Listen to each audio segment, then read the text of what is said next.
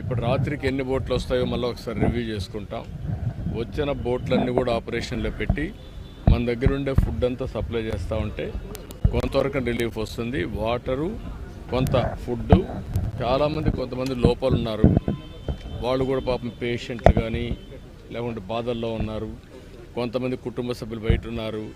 అదే మరి లోపల చాలామంది ఉన్నారు, వాళ్ళు కూడా చాలామంది బాధల్లో ఉన్నారు. మా ఇంట్లో వాళ్ళు మరుగయ్యారు, తీసుకురండి అని బాధల్లో ఉన్నారు.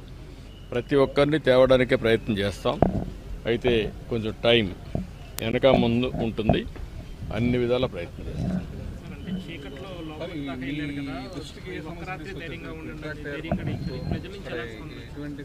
ఇప్పుడు నేను ఒక ఇంటికి వెళ్ళాను, ఆ ఇంటి కూడా నిలబడుకొని అందరినీ మాట్లాడాం కొంతమందితో దారిలో.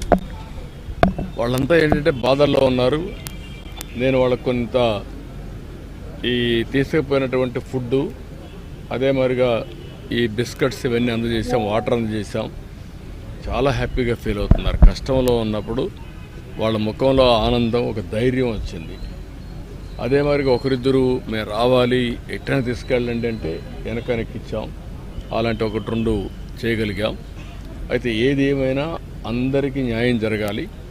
ఇది కంటిన్యూగా నిరంతరం శ్రమ చేసి ఈ కష్టకాలంలో వాళ్ళ ఆత్మస్థైర్యం దెబ్బతినకుండా వాళ్ళని ఏ విధంగా తీసుకురావాలనో అన్ని విధాల ప్రయత్నం చేస్తాను. రాత్రి కూడా ఆ పని చేస్తాను. 2-3 స్ట్రీట్స్లో కూడా వెళ్ళారు కదా సార్ బోట్ వేసుకుని, ఏం చెప్పారు? బోట్ వేసుకొని వెళ్ళిన తర్వాతనే నేనే తీసిపోయి ఫుడ్ కూడా, భోజనం, బిస్కెట్స్ అవన్నీ ఇచ్చాం. ఇస్తే చాలా హ్యాపీగా ఫీల్ అయ్యారు.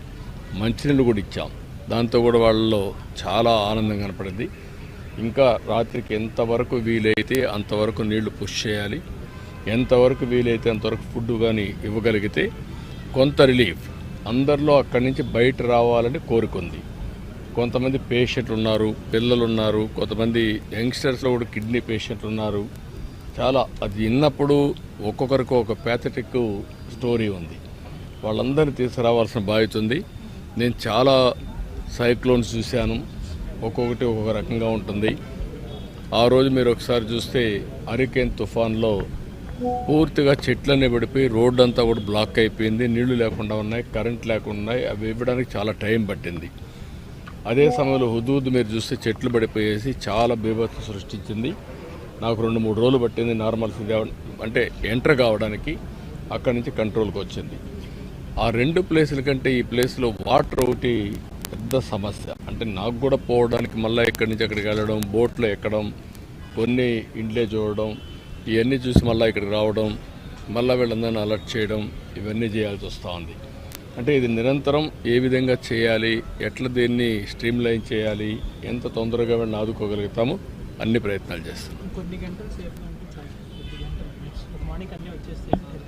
రేపు హెలికాప్టర్స్ 4 వస్తాయి, 5, 6 వస్తాయి. అదే సమయంలో బోట్లు వస్తాయి. అప్పటికి నీళ్ళు కూడా తగ్గచ్చు. తగ్గినప్పుడు ఇంకొంచెం బెటర్గా వస్తుంది.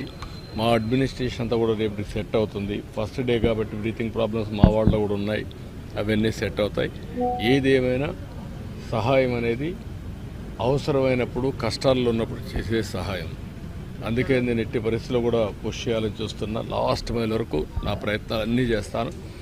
మనసు బాధపడుతుంది వాళ్ళని చూసినప్పుడు, చాలా గుండె తరక్కపోతుంది.